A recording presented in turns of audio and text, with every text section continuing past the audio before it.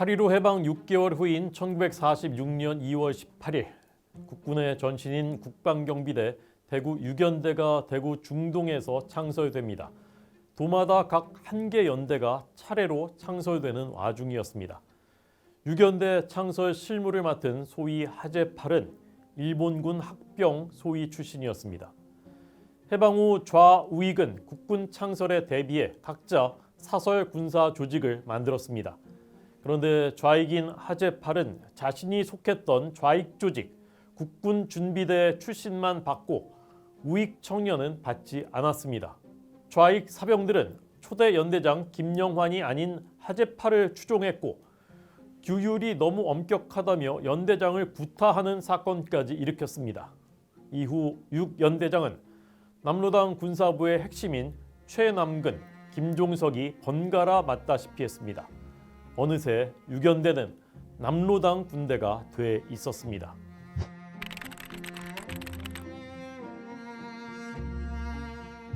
당시 대구는 좌익 세력이 강해서 적도 붉은 도시로 불렸습니다.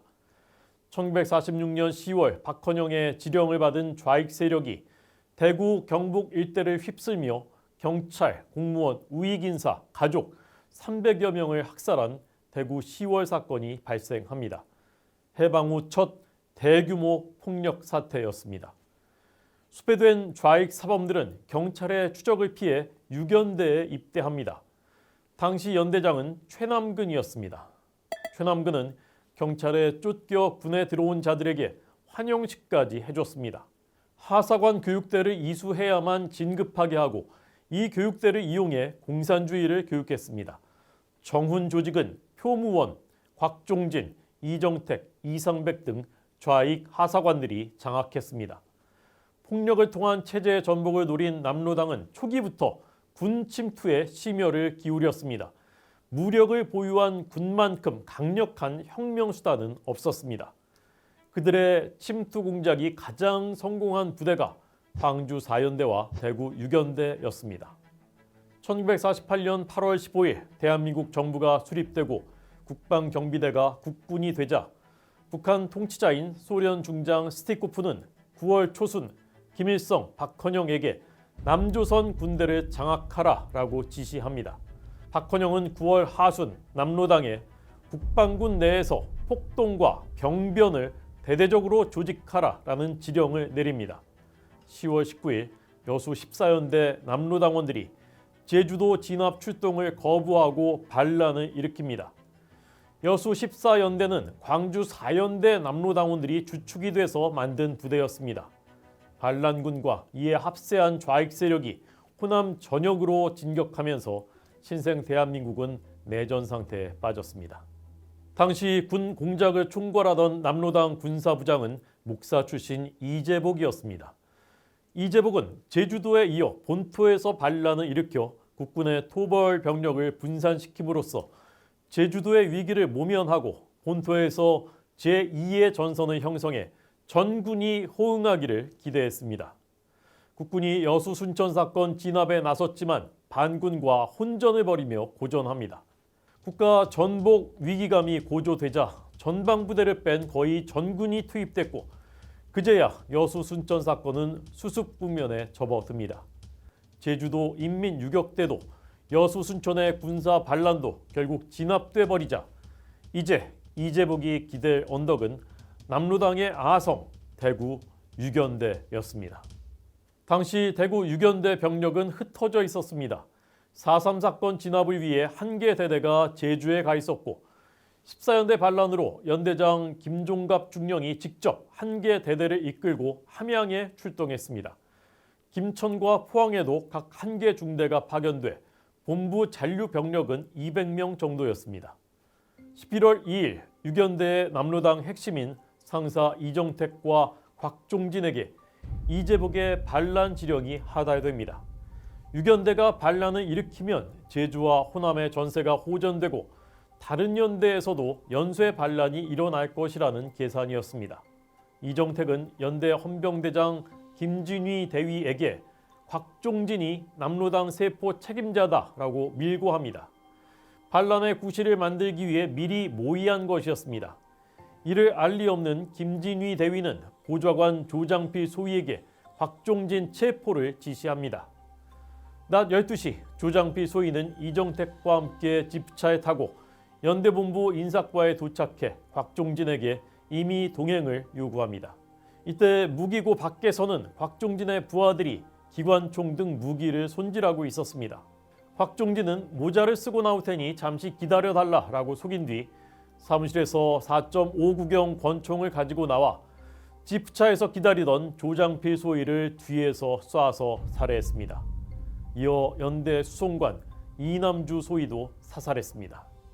조장필 소위가 쓰러지자 이정택은 여수 순천 반란군이 대구에 쳐들어왔으니 총출동해야 한다라며 본부 사병들을 탄약고 앞에 집합시켰습니다. 남로당 장병들은 미리 계획된 대로 손질 중이던 병기로 무장하고 집합했습니다. 이정택은 평소 남로당에 동조하지 않던 하사관 10여 명을 호명해 앞으로 나오라고 한 뒤 권총으로 쐈습니다. 일부 병사들이 흩어지자 위협 사격을 해서 막았습니다. 부연대장 최경만 소령이 단신으로 연대 본부를 탈출해 헌병대로 달려갔습니다. 헌병대장 김진휘 대위와 헌병 40명과 함께 다시 연대 본부로 달려왔지만 3대대 배상수 등 수십 명이 기관총과 박격포로 이들을 공격했습니다. 헌병 6명이 쓰러지자 최경만 소령은 다시 후퇴해 미 1연대에 지원을 요청합니다. 반란군이 시가지로 진출하고 경찰과 미군이 출동하면서 시내 곳곳에 교통이 차단되고 바리케이드가 설치됐습니다. 시장과 상점은 모두 철시했고 여수 순천 사건이 대구에서도 일어나는 줄 알고 시민들은 공포에 떨었습니다.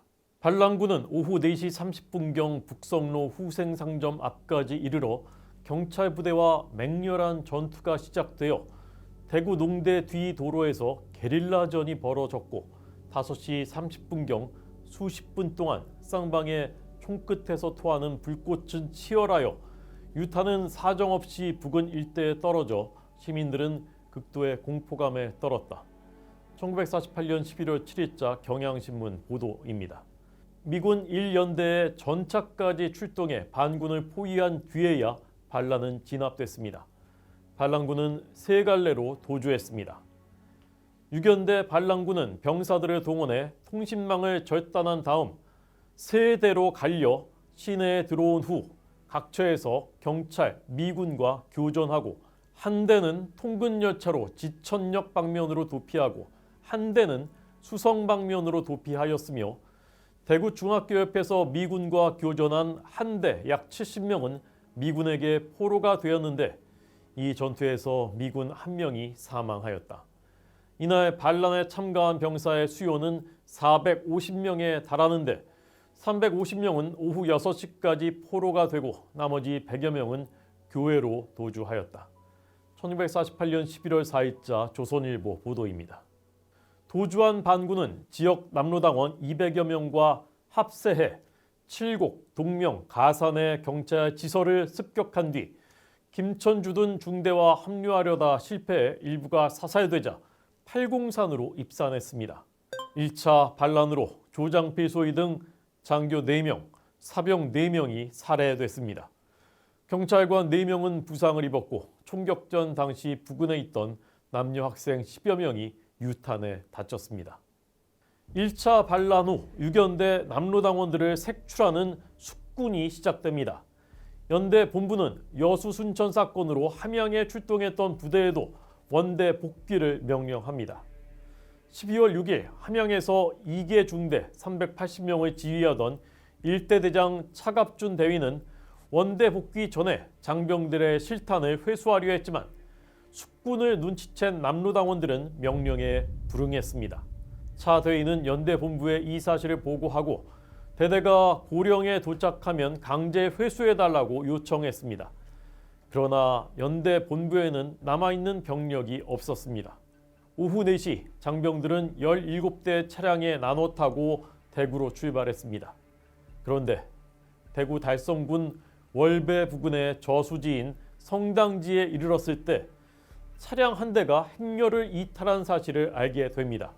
차 대위가 행군을 멈추고 확인하려는 순간 갑자기 차량 라이트가 켜집니다. 이것은 남로당 장병들에게 전원 하차해서 4번 탄약차에서 실탄을 분배받으라는 신호였습니다. 대대 인사계인 상사 이동백이 장교 9명을 사살하고 장병들에게 반란 가담을 강요했습니다. 하사관 28명, 병사 14명 등 42명이 가세했습니다.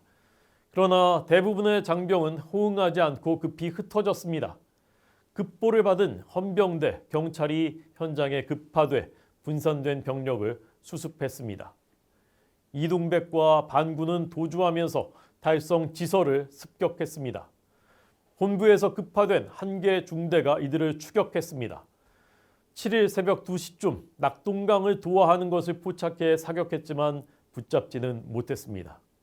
이들은 시신 한구와 자동소총 한정을 버리고 팔공산으로 들어가 빨치산이 됐습니다.